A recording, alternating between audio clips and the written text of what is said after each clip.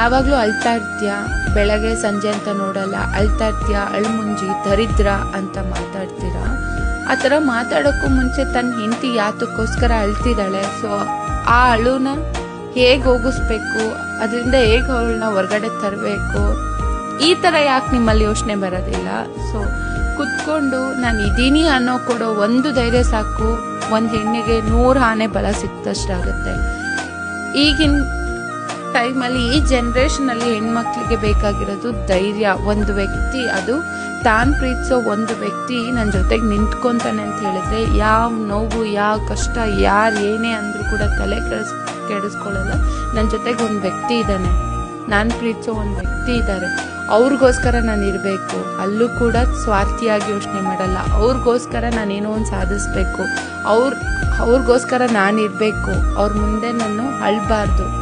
ಈ ಥರ ಎಲ್ಲ ಮೈಂಡಲ್ಲಿ ಓಡುತ್ತೆ ಹೊರತು, ನೀನು ಬಂದ್ಬಿಟ್ಟು ಅಳ್ತಾ ಇರ್ಬೇಕಾದ್ರೆ ಚರ್ಚೆ ಮಾಡ್ಕೊಂಡು ಕುತ್ಕೊಂಡ್ರೆ ಅದರಿಂದ ಏನು ಪ್ರಯೋಜನ ಬರಲ್ಲ.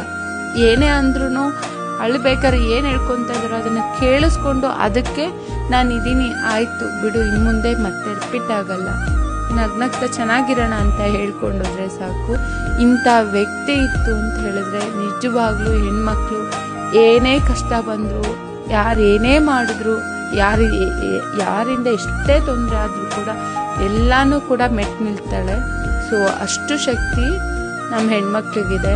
ಪ್ಲೀಸ್ ಪ್ಲೀಸ್ ಪ್ಲೀಸ್ ಆದಷ್ಟು ಒಂದು ಹೆಣ್ಣು ಅಳ್ತಿದ್ದಾಳೆ ಅಂತ ಹೇಳಿದ್ರೆ ಅಲ್ಲಿ ಚರ್ಚೆ ಮಾಡೋದಕ್ಕಿಂತ ಹೆಣ್ಣಿಗೆ ಬೇಕಾಗಿರೋದು ಸಮಾಧಾನ ಮಾಡೋ ಒಂದು ವ್ಯಕ್ತಿ